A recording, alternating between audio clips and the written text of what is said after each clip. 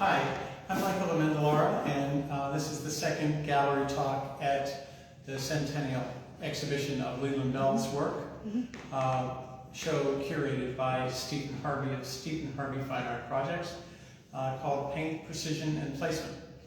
I want to introduce our guests for today. We have Stephanie Franks, and Stephanie recently had a show at Bowery, and I have to say, Stephanie, your purples and magentas were really blowing me away.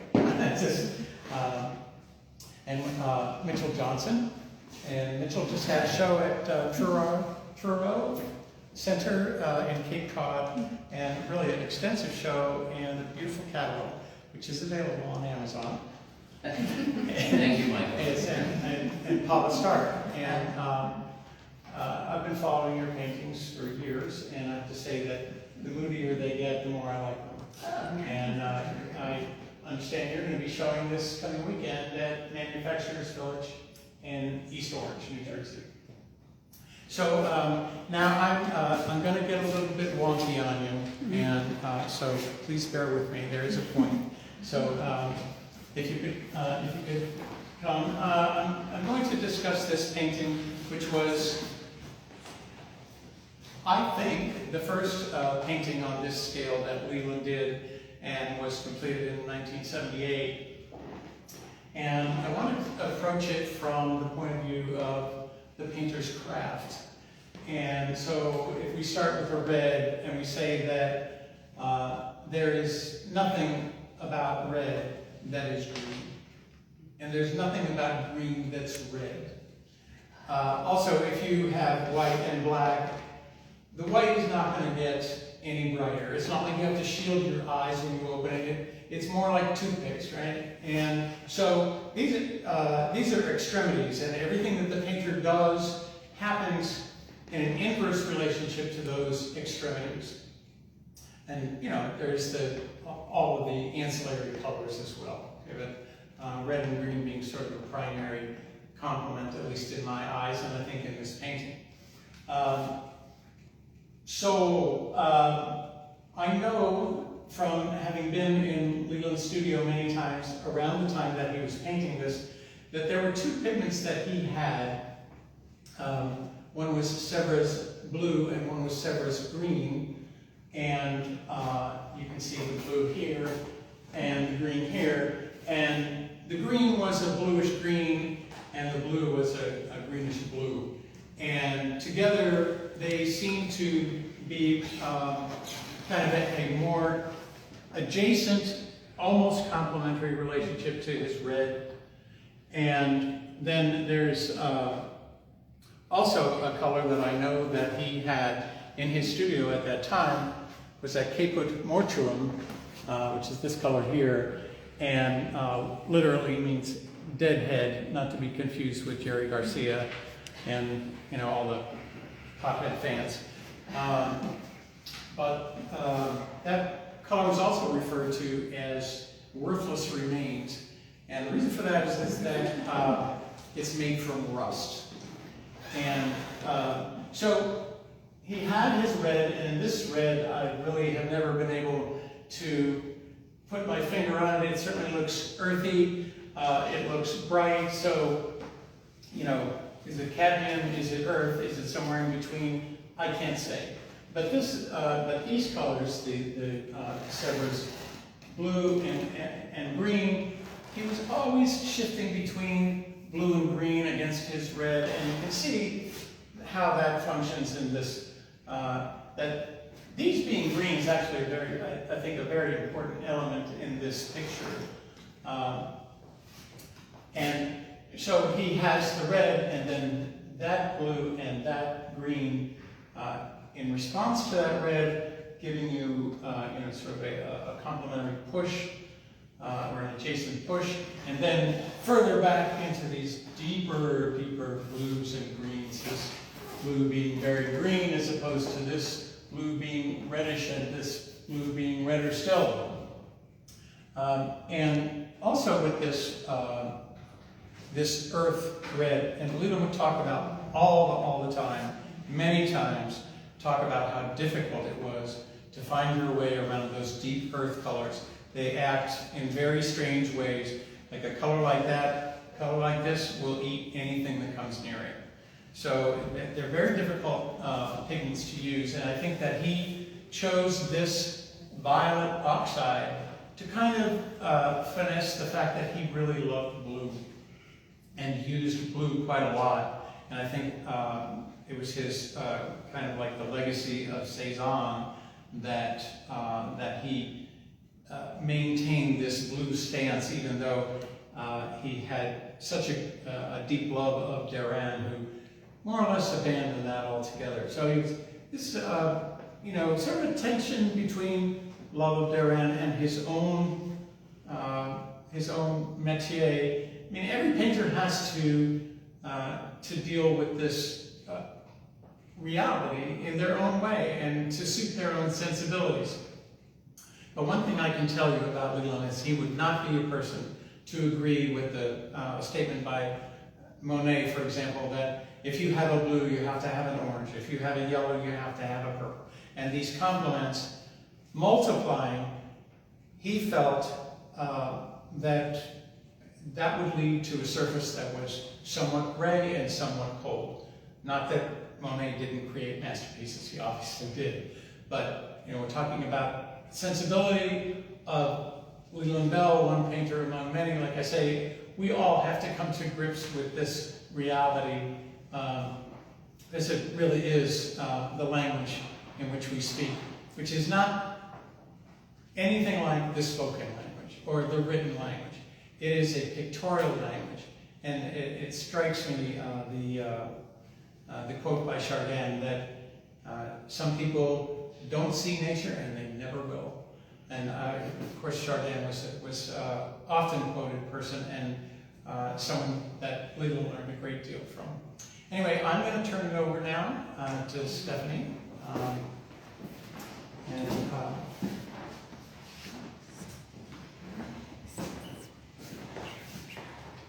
Sarah, Stephanie's... Yep, yeah. I'm going there.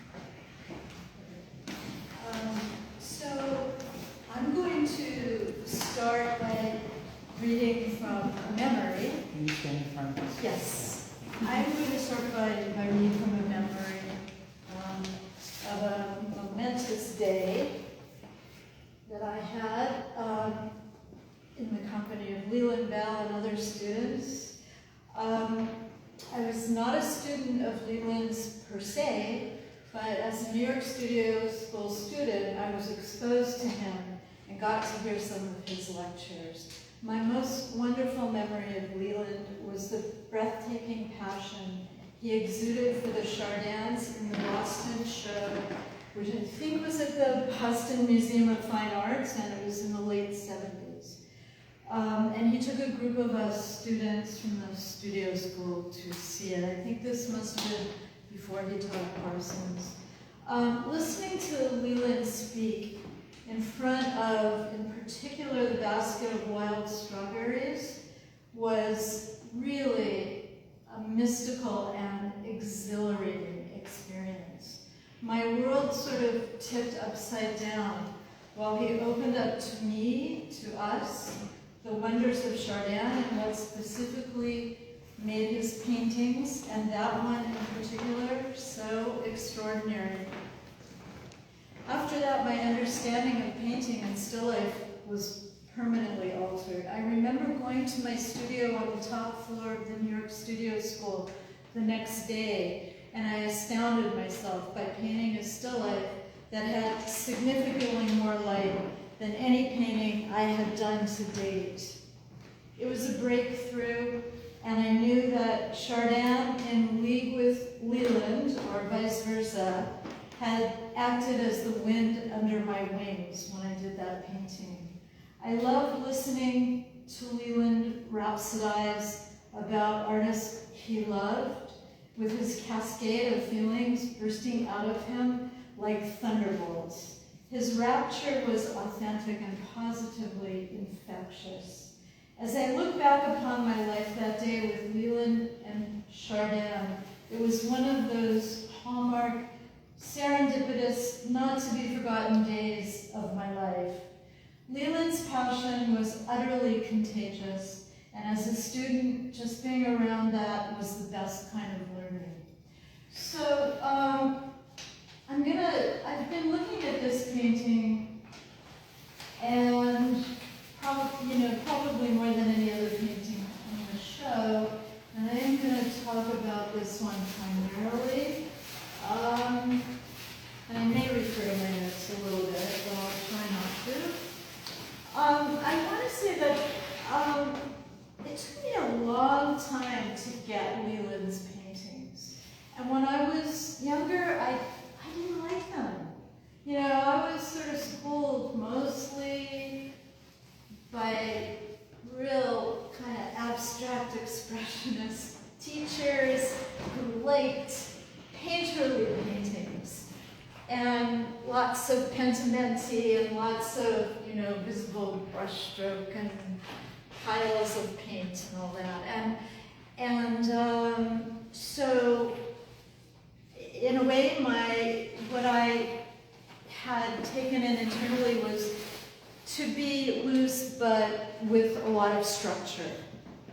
And finding, the poetry within structure. And it took me a long time to see that Leland, that's what Leland has done. There's so much structure, but there's a lot of poetry in Leland's paintings. And it took until, I think there was a show at Laurie Bookstein a few years ago in Chelsea, and I walked in that show not expecting to like it, and I was just blown away by it. And I was blown away when I came in this show too. So first I think I want to start by talking about his color, and I actually find color really hard to talk about in general. But to use your word, Michael, I think, and maybe I'm not using it the way you would use it, but I think his color is really wonky. It's really very, it's different. I've never seen anybody use colors in combination as Leland does. In fact, I'm going to just detour a little bit here. I've never seen anyone paint anything really like Leland does, despite the influences that are kind of obvious, like Balthus, Morandi, Giotto, Piero. There's any number of influences. But he really took risks when he did these paintings, I believe. And I think, in fact, he was really ahead of his time. I think that, I hope more people get to see the show, because I think maybe people would appreciate it now, his work. Anyway, lots of people have said a lot of things about Leland's rhythm, and his rhythm is so fantastic. I used to see his paintings as kind of stiff, as very stiff. I didn't see the suppleness in the rhythms. And when he uses color very rhythmically. And I think, when I use color, it usually is best when it elicits a sensation deep down within me. It's almost like a physical sensation. So I don't know if the color comes first and then the sensation, or the sensation and then me saying, oh yeah, that's yellow, I need yellow, But I think maybe Leland's color really has to do with sensations in music and sound. This is just I could be wrong. It's a sense that I have, though, that it's so connected for him. Color and sounds in music. So, maybe this weird combination of color, which I think is really strange, does have to do with combinations of sounds that he hears in jazz, and maybe he had synesthesia. I don't know, a lot of artists apparently do have synesthesia, this condition where you see sounds and hear colors and, that sort of thing.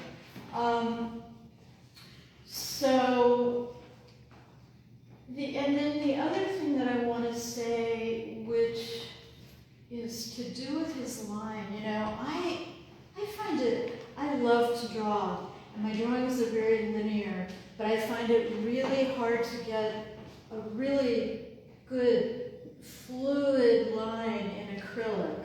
And I don't know how he does it. I don't know how he gets these beautiful fluid lines with acrylic paint, whether it's a brush or the medium or what. But I think that it must be that he's not going to get these lines with the flick of the wrist. I think that they come out of a dance, a kind of a dance. Like his whole body is in it, and he's maybe just moving through the whole thing with this line. So it's not just that the line is encasing the forms or the shapes, but the line has a multiplicity of functions. I'm not going to try to go into all of them, but I will say that the blacks, to me, really carve out the spaces and the shapes. So like the way this black is carving out this hand and this arm as though there's a sharp instrument on carving through wood or something.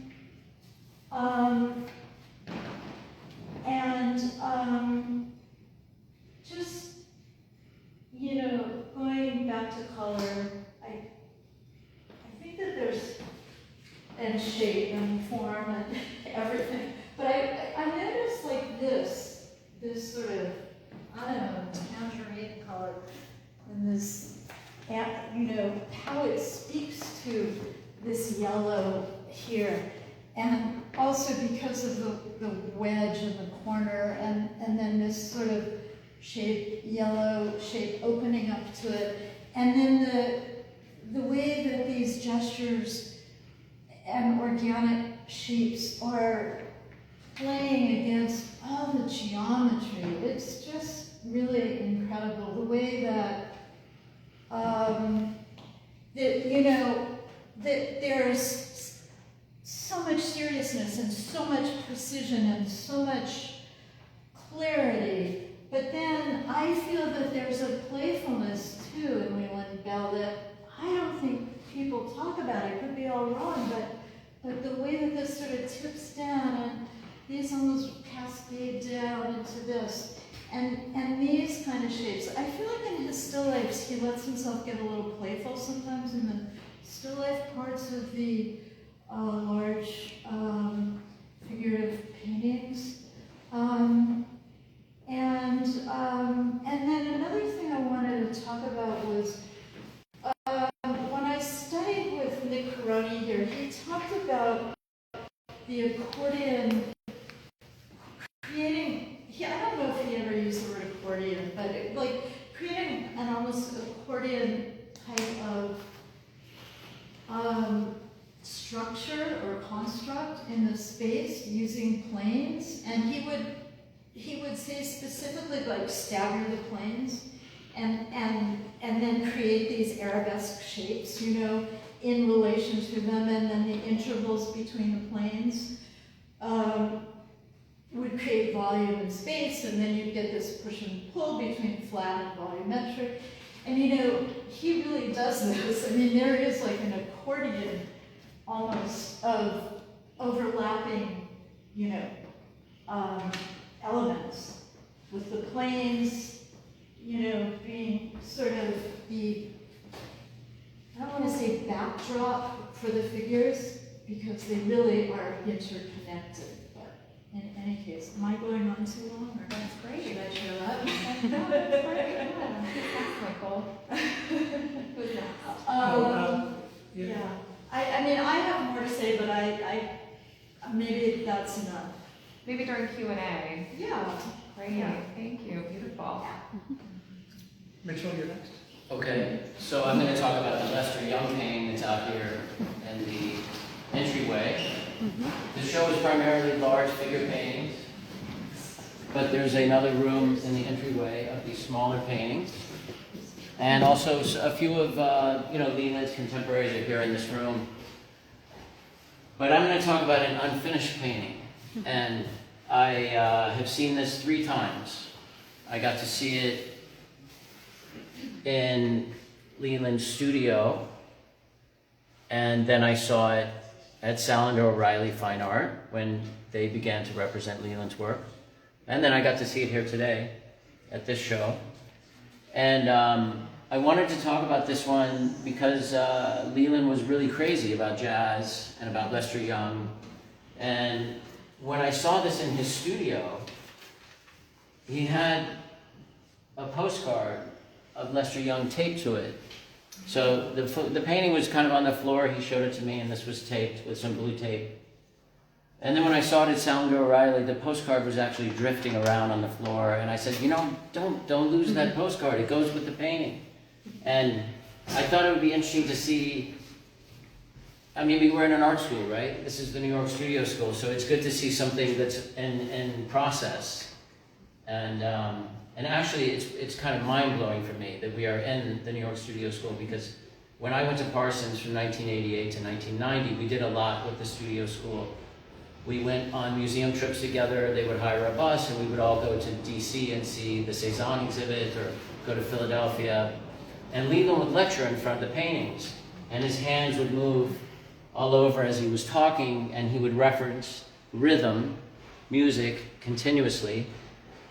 He had 3 R words: rhythm, representation, and referral, or reference. And he liked to talk about how representation was very important, very significant. But he also talked about referencing, or referral. And that's how someone like Leland Bell, I hope I have this the right way. This is Mondrian's Trafalgar painting. It's just a printout piece of paper, but the point is that Leland was involved in a love for Mondrian, and at the same time, a love for Duran. And I think for some people it might be hard to reconcile someone being so equally interested and convinced of the greatness of 2 very different painters. But I think knowing this kind of thing about somebody changes or gives you access points when you come and you see a work like this, and you start to see that he's going through a lot of decisions, and he's making choices, and he's turning a postcard into a painting.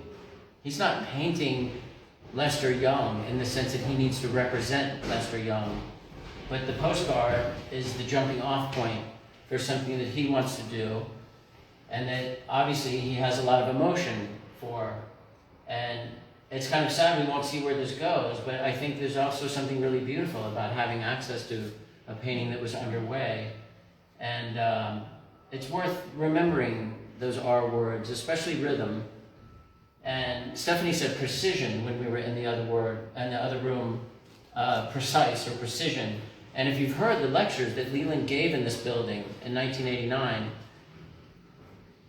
you can tell the audience is struggling to follow, again and again with the Duran and the Chardin and the Cézanne, and they were like, give us some stronger criteria. And I think precision is one of the words that he turned to, because precision is not so much about the exactness of a hand, but it's about the exactness of an intent. And he had a very lofty intent, which is why it was easy for him to ask so much of the other painters that he looked at, and why he would reject one Picasso and accept another, or why he would reject Willem de Kooning outright for every painting But anyway, we're going to go look at one that's finished over here in this other room. And along the way, you get to see a tiny bit of these other things that are installed. Maybe Michael can help me with the year of this painting. I don't remember. Do you know approximately late 70s? I think it's in the 80s. I think it's around 85. It's in the catalog. I'll look at. Yeah, I didn't mean to put you on the spot. I don't really know myself. But one thing that really struck me today when I came in is just how completely different this is than 76. 76. The Bicentennial. Yes. I just couldn't believe how different this painting was when I came in today, because except for seeing the painting of Temma Bell, Leland's daughter, which is in Minneapolis in a museum and does in fact hang. If you go to that museum, that's the one place where you would actually see Leland in a museum. In the panel discussion the other day, they talked about how, there must be more museums showing his work. I don't think anyone shows them, I think Stanley said, but thankfully in Minneapolis you can see one. And it's actually one of the most powerful of all of his paintings. Okay, so anyway, when I came in today, I was really stunned at how just beautiful these colors are in here, these transitions. And of course you don't see that in Instagram or online because it's so tiny, but and you don't get it even in the book, because the book it can't talk about something like this to this to this. It's just not possible for printing to capture something like that. But Sarah, if you back up just for a minute, I do want you to zoom in on it, but if you go back all the way and you see the whole thing, the other thing that really struck me when I came in today was, I wonder if this was his last moment in the painting, this little piece of blue. Because this, to me, feels like it makes all the other colors do something special. And that is absolutely what happens in a painting. You know, some paintings don't work, and you cover them up, or you abandon them, or you keep battling with them. But to me, when I cover this up, there's something really significant that changes. And there's such a beautiful glow in here, but I think the glow is coming from here and the dark line, but it's also coming from here. And I mean, these are the kind of things that Leland would identify when he lectured. He would show slides and he would talk about rhythms and successful moments in paintings. But when we would go to the museum with him, and we had that privilege of being with him in person, which was entirely a privilege, his hands would move across the painting. And if anybody saw the panel discussion with Bruce Kanye and Stanley Lewis, I think Bruce was telling a story that he was watching Leland do his thing that everyone had seen for 30 years. And then at one moment, it was as if Leland's excitement and gesturing, actually, the painting truly became alive, almost as if like Leland merged with it. And Bruce Gagne, I think, got a little bit of a religion at that moment, and it was so generous of him to share a very complimentary story about that experience, because it could be hard to go to the museum with him. His thoughts were really powerful, and they frequently went over our heads. And I studied with Leland from 1988 to 1990, and I learned a lot, but I think every year that's gone by since then, I've learned even more, because I think about him, especially getting ready to come and talk. I think about him almost by the hour. And I flew into New York from California, and I've been here for a couple of days, and as I'm walking around, I'm constantly wondering, what could I say that would communicate how important he was to me, but also to so many people. And I think I was very lucky to go and see the show that's up right now at Betty Cunningham of Graham Nixon. On the way over here, just 2 hours ago, I was in her gallery, and she came out and we talked for a minute, and she said, you know, Stanley Lewis mentioned that Leland may have been defensive, and that's why he was so intense and so argumentative, because here's a guy who's painting like this at the same time as de Kooning and Andy Warhol. And she said, I wonder if Stanley's right. I wonder if he was defending himself with the way that he lectured, the way he talked about other people's work. And as I was walking over here, I thought, I don't think he was defending himself. I don't think he had to defend himself, because he loved painting so much that he had such a big space to work within, and he had so many comrades and the people that he worshipped, like Chardin, Léger, Mondrian, Balthus, that he didn't have to defend himself. I think what he was actually doing when he was so argumentative is that he was being argumentative. He was saying, there's a higher standard. Why not hold ourselves to a higher standard? And he liked a Picasso, and then he didn't like another one because he had criteria. And there was a Durand that was the best one ever made, and then there were Durands that failed. If you listen to the lectures, you'll hear him say, there's a really great one, but there were also others that didn't work. And I think that when you know these kind of things about him, suddenly you come in here and you start to see this blue, and then this bluish green. You start to feel how special they are. The more you know about him, about his teaching, about the painters that he loved. But also when you come and see this in person, you can see how he would be tempted to change this ever so slightly at some point and see what would happen. Because the whole painting to him was about seeing.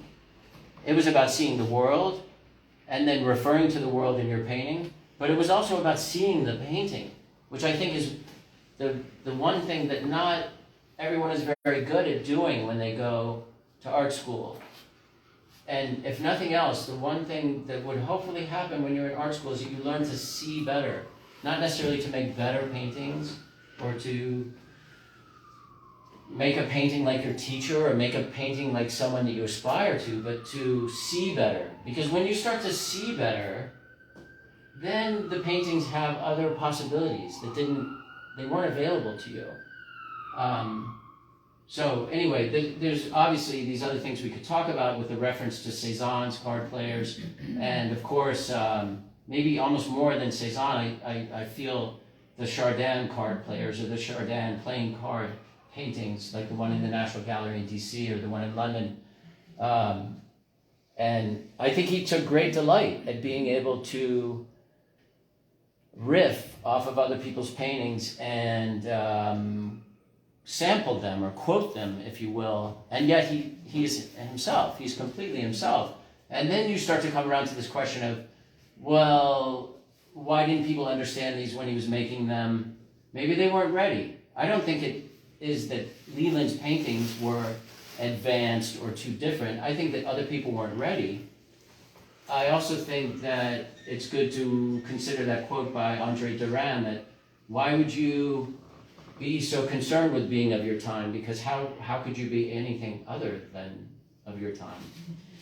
So I think I covered a lot of the things that I wanted to say. Is that 10 minutes or should I keep going? Because I have I did bring, maybe I'll end with this. You know, the other thing that Leland really drove home, and I think that was such a big part of him, is that he drew very frequently. He would take out a book of Chardin and make a little drawing. But if Sarah, you could just see this. This is just a quick little drawing I made from this Durand book.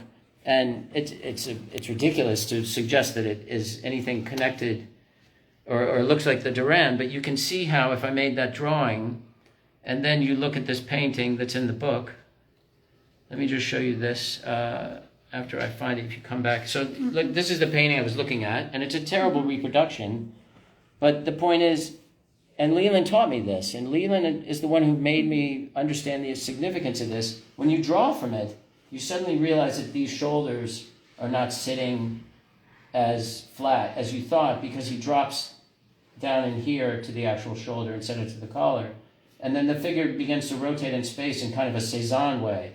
And so Durand kind of quoting or tipping his hat to Cézanne, Leland tipping his hat to Durand. And it's not about emulating people or copying them. It's about being connected to something that you identified that they were doing that's, I don't know, great or precise, and that had vitality in life, and you're going to move forward with their help. So there we go. Thank you. Great. We're going to go back to the other room now, and Paula's going to talk. I'm going to riff on everything that you guys.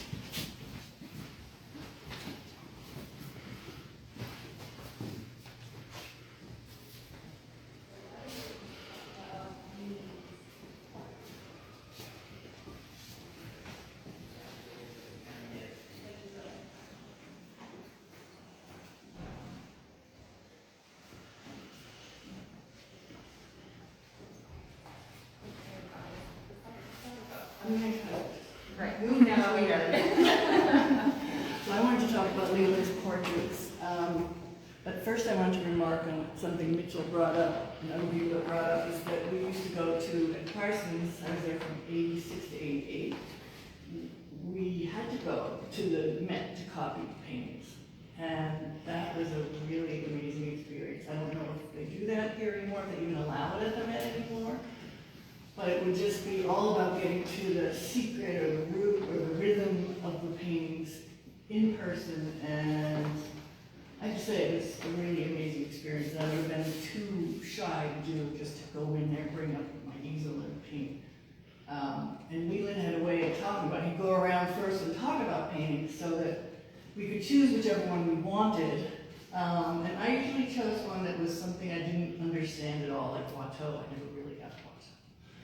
But he would explain it in a way, not explain it, just show us a way to look at it that made me understand these ideas in the paintings that I wouldn't have. So, and I think one of the ideas in the paintings that we always looked at with them, and I see in these, is that trying to figure out a way to work with line and color shapes. And I think from looking at them, there isn't a date on that one. And this one is, I think, from maybe 76, it says in the catalog. And it's, you can see more of the line here, I think, and more of the sort of softening colors and the more gestural colors in a way, less shape oriented. And then it moves on to this one that I feel like he really is trying to work more with the shapes and the color, which I think is a really hard thing to do. To draw is one thing, and then to paint too at the same time in the same painting is really hard. And I think it works the best for me in his portraits. I think also it was hard for me to understand his big paintings when I was a student because they seemed, I don't know, I didn't get them. But these felt much warmer to me, and they reminded me of some of the, he always talked about big strokes and big rhythms, but he also talked about tenderness of browns and tans and their sort of subtle conversation with each other that were not so much about rhythm, but kind of maybe, you know, he always talked about music, so maybe like the stand-up bass in the background that had warmth and a conversation sort of all their own. And I really see that in this one with the browns that he's using. They're just very soulful and personal and gentle and tender.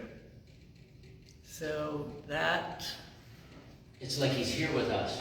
Yeah, well maybe that's it too. Because it's just... And then the drawings also, the first person he really adored was Giacometti. So you really see that in the drawings, which I really like seeing.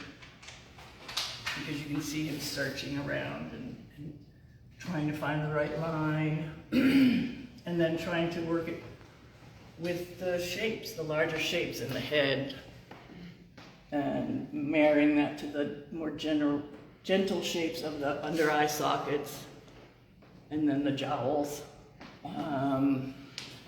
So not as linear as Giacometti, because he's a painter. Well, Giacometti was too, but a different kind of painter, obviously. And it does feel like, I mean, I guess I think this one's earlier because he looks younger. But also because of the way he makes the color shapes with the line. They're more nuanced and less obvious shapes. So that's really all I have to say about it. I know everyone else has sort of covered everything that you could possibly say about Leland. So he was a wonderful teacher, and I think his portraits show the gentle side of his teaching. People say he was a harsh critic, but never of his students.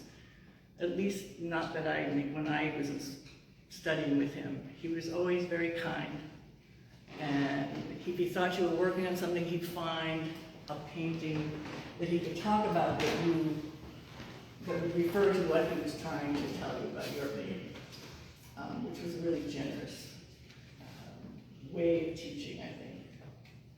It was very helpful. So. Paula.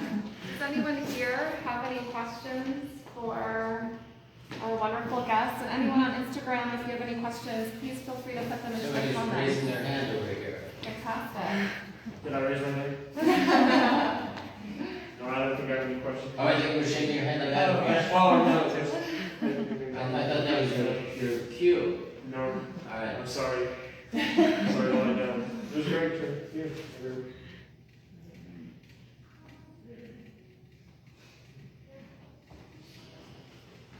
I have a question. Michael, you had said last week or last time you did this that you were going to talk about pigmentation. And you did talk about pigmentation somewhat then and today, and I'm wondering if there's any more that you have to say about it. Well, I'll do so at the,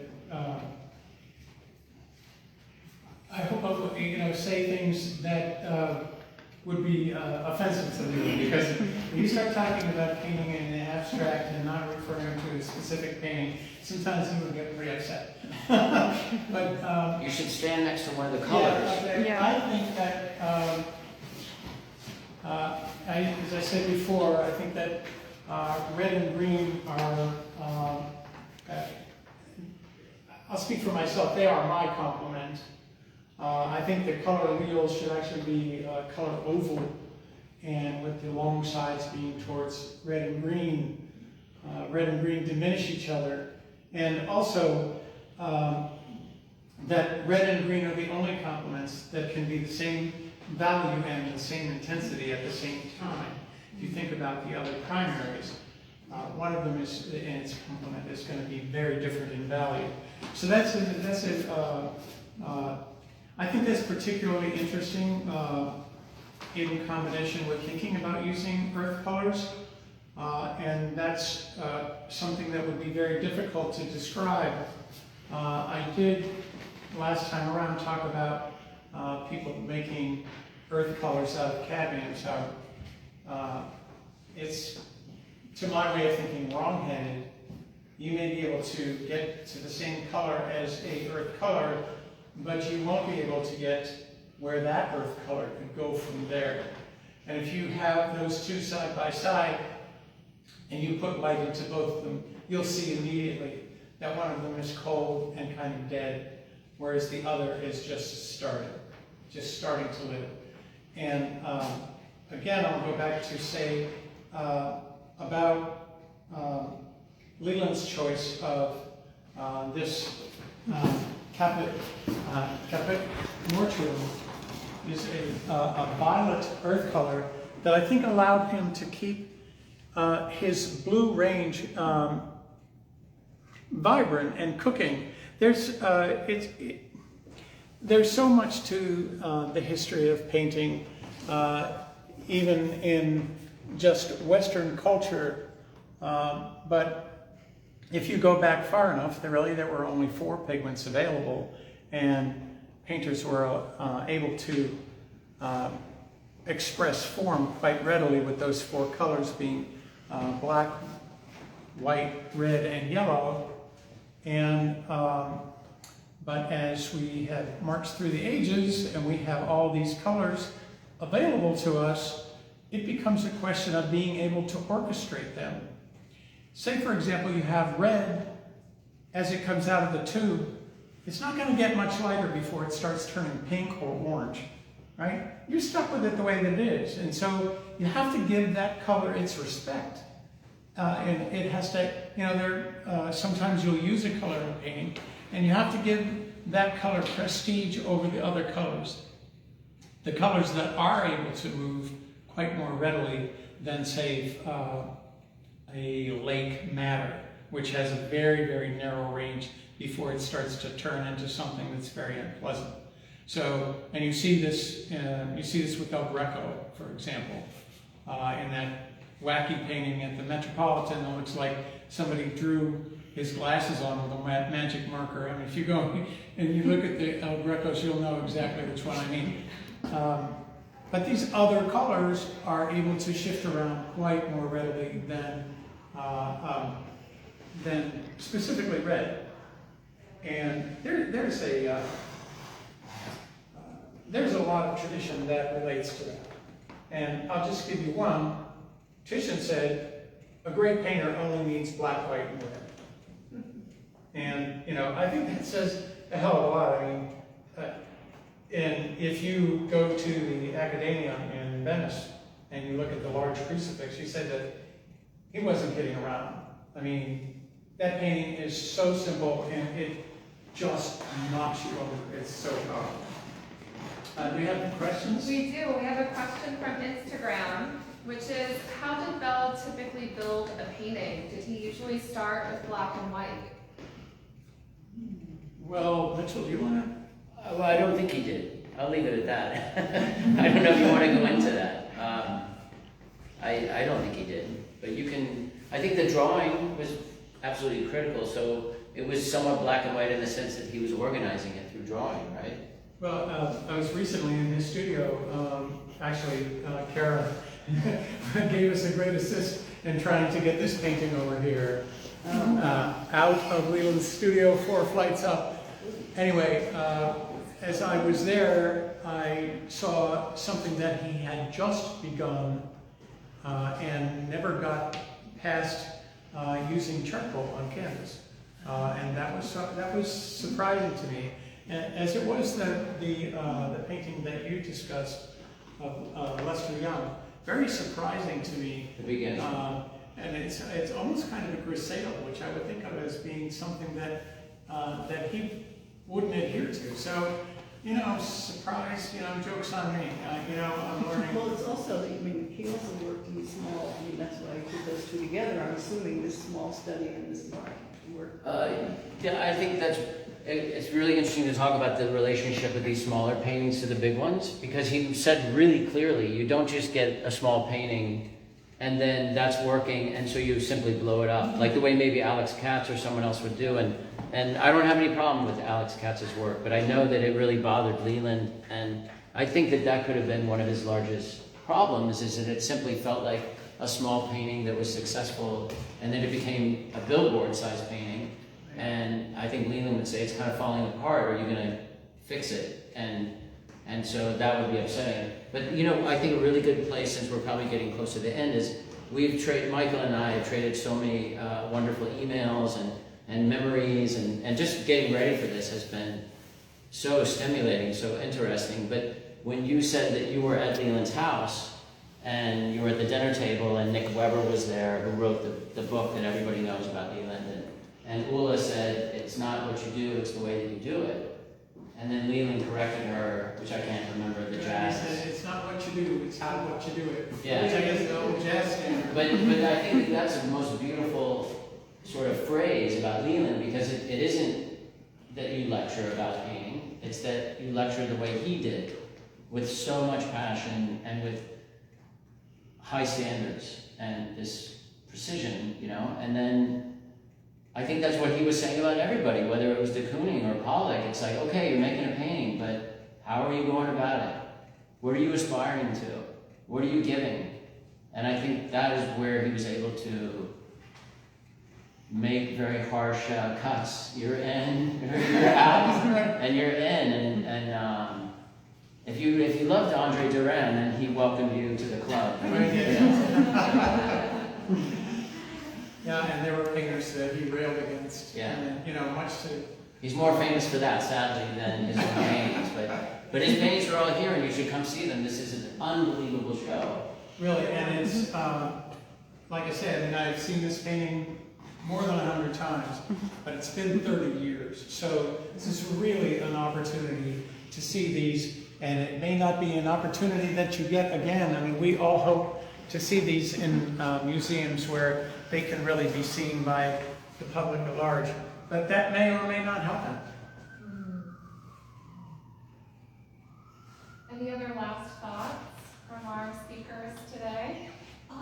I have another question. Did he use photos much? Did he paint the photos or? He talks about memory a lot, and he doesn't really answer that question directly. Obviously, when I saw the postcard of Lester Young, Yes. it was really freeing to me. Yeah. And it actually, more than ever, knowing that he did that is that reminder, like I said, that you are trying to turn something into a painting. Yeah. You're not painting, so, I mean, you never painted a photo the way the photorealist did. Right. But whatever you need to reference. Yes. I mean, you know, Trafalgar Square, that Mondrian, Leland would say, references Mondrian's experience of a place. Yeah. Right. And it's not about going and saying, oh, could the yellow be, you know, that street sign and the black line is that statue. It's not referential in that way. So I think Leland worked a lot from drawings and memory and other paintings. And he definitely had some models that we had at Parsons that he would hire, and they would come and sit for him. But I think it was about getting a drawing. It was a drawing that he would make from the model that would help him in his own painting of Temma in the painting, his daughter. Yeah. So He also did a series of paintings called La Maison. bring the photos of the people in Right, yeah. and Yeah. it was a postcard that he had and kept over a period of 30 years. And, you know, so if you look at those paintings, there are several of them and they're 30 years apart. You're so right, I forgot about that. And then of course, And apparently it was a story about French prostitutes or something. I'm not really well, sure. but then of course the picnic painting, there's the croquet picnic painting, Yeah. a family gathering, a really famous painting that was from a photo, or, you know, referencing a photo. Well, and I should say there is a Facebook page called Leland Bell. It's a group or community that changed the name to communities. It's called Leland Bell, and you can see a lot of these things on that Facebook page. Yeah. We have one final question. We have time for one more, another from Instagram. Did Bell think often of Poussin? That's what always comes to mind when I look at his figure groups. Absolutely, absolutely. In fact, had a reproduction of Poussin's scowling self-portrait on the wall in his studio, and even painted in the background of some of his paintings. That's funny. So I think that's it. That's all we have time for today. But this was a great lively discussion. Thank you so much. Well, thank you to Michael, of course, for organizing the second gallery talk. Join us next Wednesday at 1 p.m. for the third and final event. Thank you to Mitchell, Paula, and Stephanie for the wonderful, wonderful walkthrough today. The exhibition is up through October 23rd, and as always, our catalog is available here. You can purchase it online or at the front desk. And please head over to the Brooklyn Rail. There's a brand new review of the exhibition published by, written by John Goodrich, who just spoke with us last week. So thank you all. Have a great day.